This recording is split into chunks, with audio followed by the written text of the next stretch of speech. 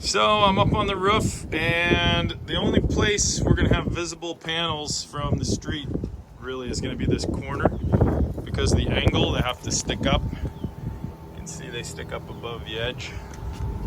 And this is from the driveway area, so they shouldn't be visible from the pool, which is what I really don't want, is visibility from the pool.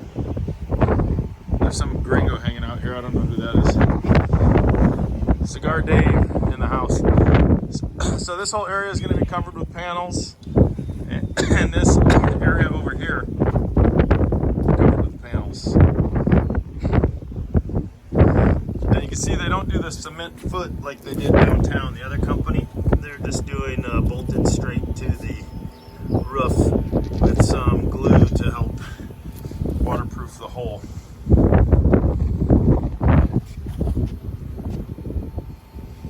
And our bonus clip is the bodega. The bodega is going in